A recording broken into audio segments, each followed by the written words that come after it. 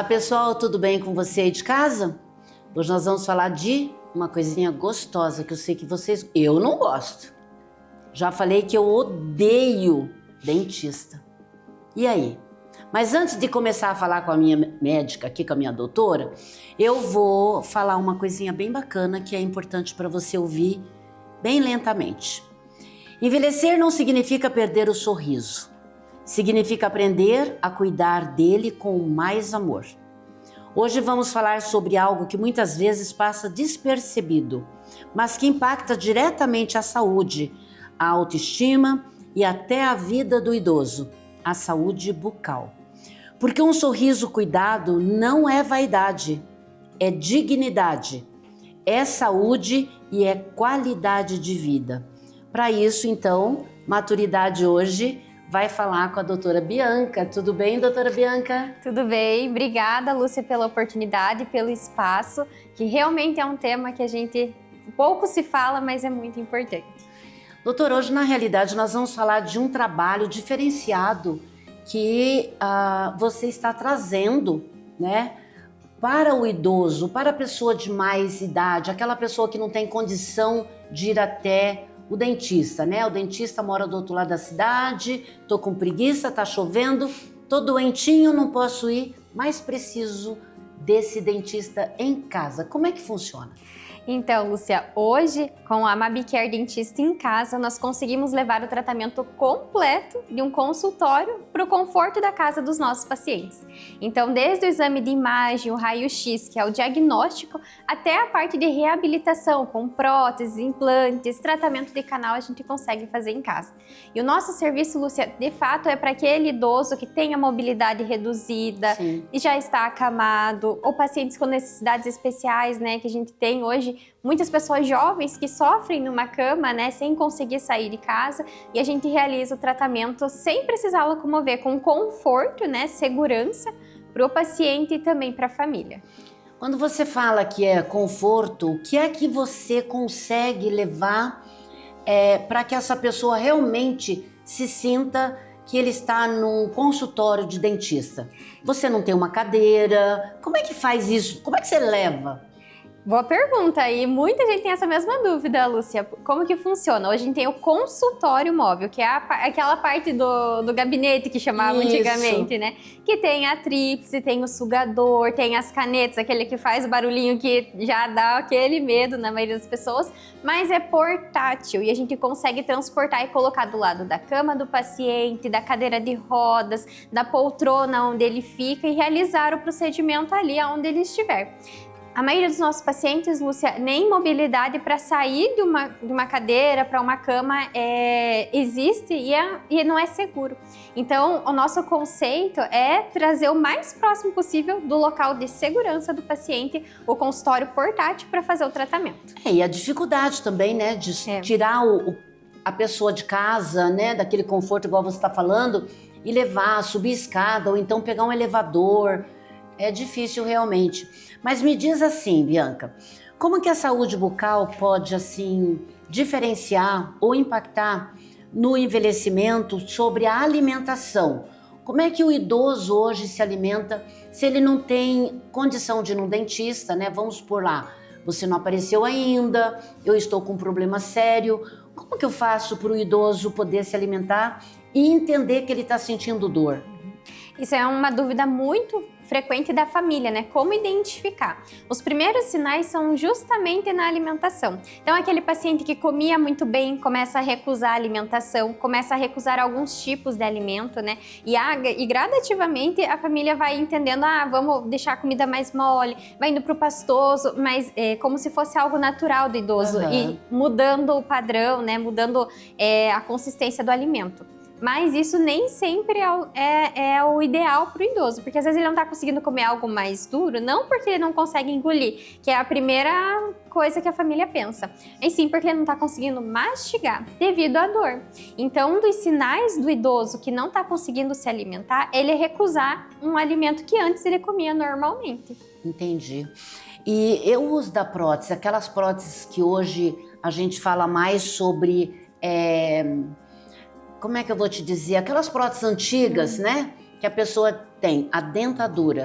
Como é que fica num idoso que não sabe fazer uma higiene, não consegue mais fazer essa higiene? Como que funciona?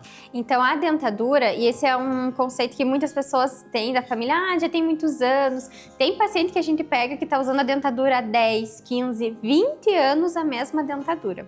Mas o ideal é a gente fazer essa troca das dentaduras, né, a cada 5 anos. Que é o período, porque o paciente já não tem dentes, a gengiva vai diminuindo. Vai ficando fininha, né? Vai ficando fininha, vai ficando sem osso, e daí a prótese fica frouxa. E daí o paciente também não consegue comer, porque a dentadura está frouxa.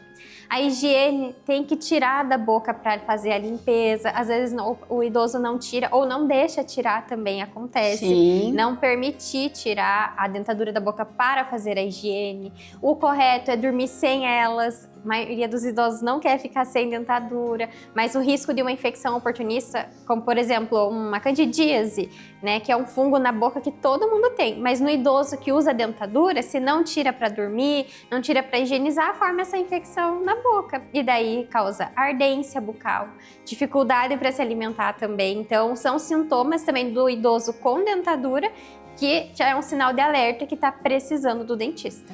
Além da dentadura, existem outros procedimentos que você cuida para que essa pessoa não utilize a dentadura, aquela antiga. Isso. Você também faz na residência? Sim, hoje existem outros tipos de prótese, né, com implantes, aquela que a gente chama implantes unitários ou o protocolo, né, que é para substituir todos os dentes com alguns implantes.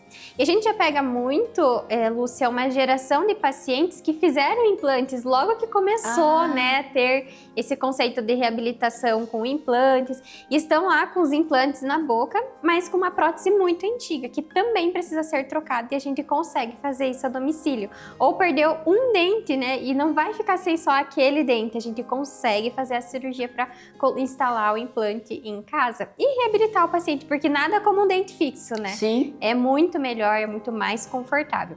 Então a gente consegue reabilitar o paciente em casa. Você falou do protocolo. Protocolo a gente sabe que é uma dentadura fixa. Isso, né? Você não precisa tirar? Para dormir, não. Então, essa é a única diferença da dentadura para o protocolo. Porque o protocolo, ele vai imitar como se fossem os seus dentes naturais, né? Então, a cada 6 meses, você vai precisar ir no dentista para fazer a limpeza. Então, vai ter que remover, limpar os implantes, limpar a prótese e colocar É parafusado. Isso, vai desparafusar a prótese, vai soltar da boca para limpar e vai limpar os implantes. E vai devolver. Daqui 6 meses vai ser feito esse procedimento novamente. E no dia a dia, aí a gente orienta a higiene de uma forma diferente. É isso que eu ia perguntar. 6 em 6 meses eu tenho que fazer a escovação todos os dias, normal. Vai ter que escovar por baixo da prótese, né? Então tem produtos e instrumentos específicos para higienizar esse tipo de prótese. Perfeito. E qual é a idade que eu posso fazer um implante? Existe uma idade limite, vamos supor? Boa pergunta, Lúcia, porque isso é uma dúvida e às vezes uma insegurança da família. Já tenho 80 anos, será que vale a pena investir e fazer o tratamento? Então, assim, a idade não é um fator limitante. A gente sempre vai olhar para o idoso como um todo, como que está a condição de saúde, como que está o nível de colaboração desse paciente, tanto para executar o procedimento quanto para os cuidados, porque vai ter anestesia, né? Exato. As medicações que ele toma, então a gente faz, por isso que o nosso serviço, Lúcia, a gente sempre faz primeira avaliação para a gente entender quem é esse idoso, as medicações que ele toma, quais doenças ele traz, né? E depois a gente faz o planejamento com base na condição sistêmica, no grau de colaboração desse idoso e no que ele precisa. Porque o nosso objetivo é deixar o idoso com saúde e com conforto. Então, se para ele ter mais saúde vai ser fazer o implante, a gente vai realizar o implante. Se para ele ficar com mais saúde é fazer somente a extração, a gente vai fazer. Porque o tratamento é adequado para a condição do idoso. Mas não tem uma idade, 90 anos não vai fazer. Você não chega a falar, ele tem 90, eu não posso mais fazer. Não, a gente Ele pode fazer? Pode, a gente fez procedimento de paciente com 101 anos. Então não é a idade que limita, e sim a condição dele de saúde. Tá, eu tenho lá uma dentadura comum e eu quero passar pro protocolo. Isso. Eu posso fazer, mesmo que a minha gengiva já é diminuída, porque a gente sabe que afina, né? Uhum. Aí tudo vai depender do exame de imagem, né, do diagnóstico da avaliação, porque tem aí sim, né, a condição bucal do paciente existe um limitador. Se ele já perdeu todo o osso praticamente da parte superior, da parte inferior, talvez isso limite ele de fazer o implante e não a idade dele. E essas dúvidas você explica para o idoso e para a família? Exato, Lúcia, porque a maioria dos pacientes que a gente atende, eles não são os tomadores de decisão, não é ele que vai decidir, sim, eu vou pôr o implante, eu vou tirar o dente, eu vou fazer a prótese. A família. Então, no primeiro momento a gente avalia o paciente, o segundo momento é o quê? Uma reunião com a família. E, mais importante, com quem é responsável pela tomada de decisão. Então, às vezes também são 2 ou 3 filhos. A gente reúne esses 3 filhos e faz uma reunião para apresentar a condição do paciente e quais são as opções do tratamento. E aí juntos, né, porque é uma decisão em conjunto, sim, com a expectativa da família. O que essa família espera pro idoso? Ele quer só tirar a dor? Ele deseja ver o pai, ver a mãe de novo com dentes? Então a gente alinha a expectativa da família com a condição do paciente e a gente vai entregar sempre o planejamento que é de melhor para o paciente. Quando o paciente lá tem seus 60, 70 anos, que ele fica gatão daí, né? Já pensou uma pessoa que não tem dente, gente? Né? Às vezes você quer mastigar alguma coisa, o camarada só tem um dente. Pô, cadê a Bianca? Onde é que eu vou achar a Bianca? É bem difícil isso. E até a gente já pegou um caso de um paciente, assim, que o sonho da família era ver o pai com dentes, ver o pai sorrindo. Porque já estava há muitos anos sorrindo, vendo um dente aqui, outro solto pra cá. E o sonho dela era ver o pai com dentes novamente. E a gente conseguiu, né, reabilitar. Ele precisou passar por extrações dentárias, fazer, sim, a prótese. E quando chegou o dia, né, foi emocionante para o paciente se olhar no espelho novamente e se ver de dentes, né? E para a família que estava esperando aquilo há tanto tempo, foi muito emocionante para eles, mas para a gente também. Eu acredito. Tá, eu tenho morro de dor, não gosto de ir no dentista, como eu falei no início, morro de medo, mas eu preciso fazer um implante, um tratamento de canal, qualquer coisa. E anestesia? Dói mais que o dente. Esse é um grande medo dos pacientes, da família também, não querem ver o seu familiar sentindo dor, né? Sim. Mas por isso que o planejamento é importante, que a gente vai escolher o anestésico, ele é um medicamento, né? Então vamos escolher o anestésico mais adequado para aquele paciente e para fazer o procedimento. E caso seja extremamente ansioso, seja um idoso que não colabora, a gente tem a opção da sedação. Eu quero dormir. Exatamente. Então o paciente vai dormir para a gente realizar o procedimento. Quer dizer, ninguém precisa ficar sem dente, sem nada, sem nenhum tratamento, se esse for o caso, né? Você dorme, quando você acordar, tá tudo bonitinho. É isso. É isso, e é um alívio para o paciente e também para a família. Então, hoje, inclusive, a gente atendeu um paciente que já estava há mais de 20 anos sem frequentar um dentista. Idoso, com dificuldade de motora e também neurológica, já traz uma necessidade especial ao longo de toda a vida, sim, né?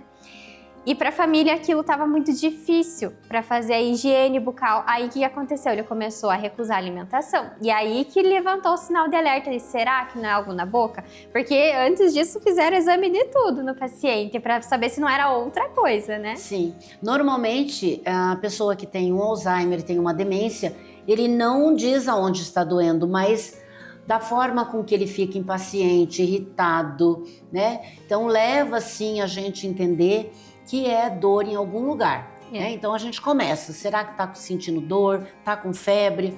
E aí a gente chega então na dentição que é necessária. É a última coisa que normalmente a família pensa, e foi o caso dessa família, só pode ser na boca, porque eles sabiam que ele tinha dentes naturais em boca e que ele não ia muito tempo no dentista. Fizeram exames, consultaram o médico, não tinha nada. Então aí foram para a última dúvida, que talvez fosse, e realmente era, o foco estava, da dor dele. E ele deixou você mexer? Então, na avaliação já foi um desafio, né? Porque ele não colabora muito, mas a gente conseguiu fazer o diagnóstico. Agora, para executar o procedimento, foi sedado. Então, a gente sedou, ele dormiu, foi executado o procedimento. Para sedar, ele precisa fazer alguns exames, né? Sim. Você solicita, então, a família aqui arrume uma pessoa para fazer esses exames, para saber se ele está apto a receber anestesia. É o protocolo do procedimento. Todo paciente que vai fazer cirurgia, seja para tirar um dente ou para tirar 20 dentes ou fazer o implante, a gente precisa de alguns exames que eu solicito para a família fazer, para a gente avaliar. Porque eu faço avaliação clínica, exame de imagem. Aí a gente precisa de um diagnóstico de saúde. Aí são alguns exames que a família providencia com o pedido para a gente. Então existe um caminho aí que você se preocupa, sim, porque não é só fazer uma limpeza ou fazer um tratamento dentário porque você chegou e viu que ele tá com uma cárie ou alguma coisa. Precisa fazer uma análise completa. Com certeza, Lúcia. E isso é um dos nossos protocolos, assim, a gente fala pra família. Às vezes a família pensa, mas é só um dente, é um dente mole. Mas a gente não sabe o que vai acontecer a hora que tirar esse dente, né? Se vai sangrar, se o paciente pode tem dar uma risco hemorragia e daí? Infeccionar, né? Então, é protocolo. E mesmo pacientes que já estão com a gente há muito tempo, fez um procedimento cirúrgico e daqui 6 meses precisou novamente, a gente vai repetir os exames.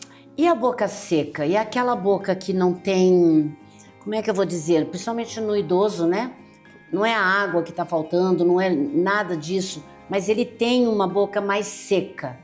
É frequente isso em qualquer idoso. Então, como você observa e trata? Então, é bem comum, como você falou, né? Naturalmente, o idoso ele já vai produzir menos saliva, assim como o envelhecimento de todo o organismo, né? Então, o idoso ele já produz menos saliva. Outro ponto importante, esses idosos com Alzheimer, com hipertensão, normalmente é um combo, né? Tem Alzheimer, tem pressão alta, tem diabetes. Bem completo. E a lista de medicamentos é muito grande. E muitos medicamentos controlados pro sistema nervoso, então para controlar o Alzheimer, uma demência e antihipertensivos, lá na bula vai encontrar como efeito colateral redução de produção de saliva. Então, imagina se ele toma um, já tem possivelmente esse efeito. Se ele tomar vários, vai aumentar ainda mais. Exatamente. Então, a gente já na avaliação consegue observar. E daí existem alguns recursos para melhorar essa questão da boca seca. Porque da boca seca pode evoluir para uma síndrome de ardência bucal para o paciente. Aí, quando evolui para ardência, a gente pode tratar com laser. A gente tem a laser terapia e faz essas aplicações para o idoso para melhorar. E se for só um sintoma local, tem alguns produtos que a gente orienta para hidratação de mucosa. Perfeito. E o que nós já estamos aí com o nosso tempo quase terminando, eu vou te dar um minutinho para você falar sobre qual a orientação que você dá para as famílias que têm um idoso que necessita fazer um tratamento bucal. Então, a minha orientação para a família é não esquecer que o idoso ele tem uma necessidade também de ir ao dentista. Porque muitos pacientes já estão há anos sem sair de casa, mas fazem consulta médica, exames de rotina e o dentista vai ficando. Então, todo paciente que é domiciliado ou acamado, ele precisa do dentista. Então, fazer uma avaliação é muito importante. Nós temos só a agradecer. E você aí de casa vai ler aqui embaixo onde tem os dados para você procurar a doutora Bianca e tratar dos seus dentes. Eu espero você na semana que vem. Até lá!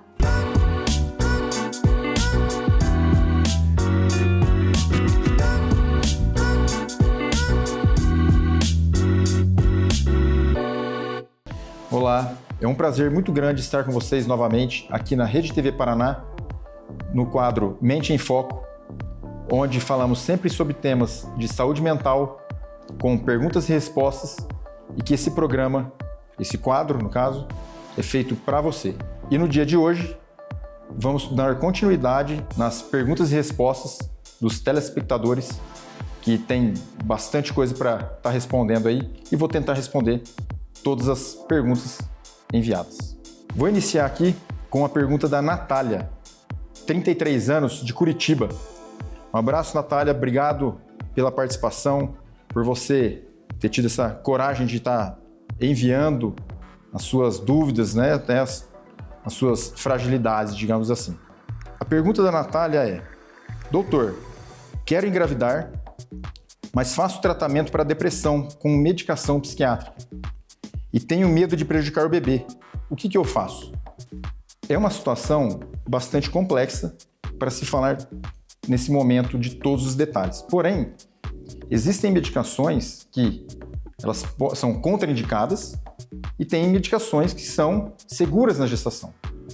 Então é importante estar revendo com o ginecologista e seu psiquiatra qual a medicação que está sendo utilizada e se ela for teratogênica, que pode causar uma deficiência, né, que a gente fala, uma malformação no bebê, no feto, podendo estar se trocando a medicação nesses casos. Ou caso ela seja bastante segura e você esteja estável do quadro depressivo, se manter essa medicação que seja de primeira linha e tenha segurança. Isso acaba sendo bastante complexo, pois temos muitas medicações que possam ser utilizadas, mas lembrando, importante estar discutindo isso junto com o seu ginecologista e junto com o seu psiquiatra para tomar a melhor decisão e você ficar bem e, assim como também, não estar prejudicando o bebê e ter uma gestação que seja agradável, que você curta essa gestação. E vamos dar seguimento aqui também para responder mais uma pergunta. A próxima pergunta vem da Carolina, 31 anos, da cidade de Campo Mourão. Um abraço aí para a cidade de Campo Mourão, para toda a região. E obrigado pela sua participação, Carolina.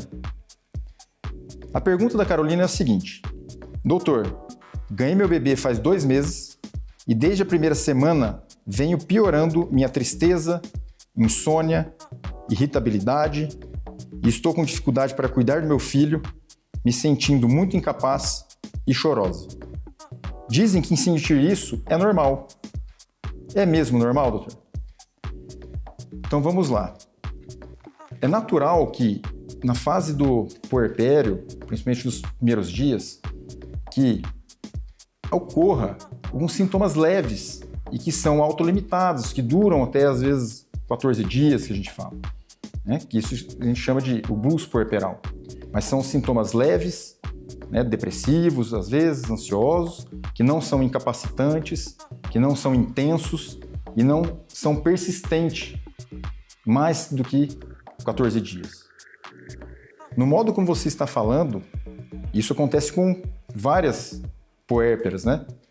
Essa tristeza mais intensa, insônia, um prejuízo já ao cuidado do bebê, um choro mais intenso, um sentimento de culpa e de incapacidade, com uma intensidade maior e persistente, já durando aproximadamente 2 meses, é muito importante estar se avaliando com um psiquiatra, vendo a possibilidade de ser um transtorno depressivo pós-parto e que acaba tendo um impacto significativo se não tratar, pois o cuidado para com o bebê, essa dia de mãe e bebê, estará muito prejudicada, sendo o bebê não cuidado da forma adequada como você gostaria e nem você tendo qualidade de vida e conseguindo cuidar da forma como você gostaria.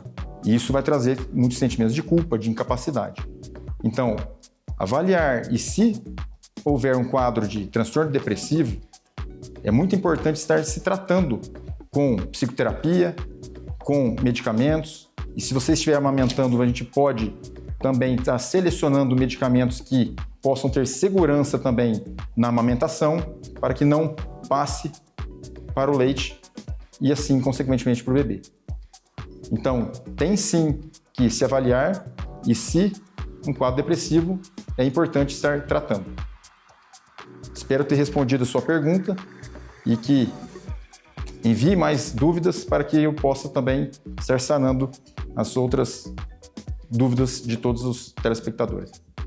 Temos aqui uma outra pergunta que já não é relacionado à gestação, que é da Ana Cláudia.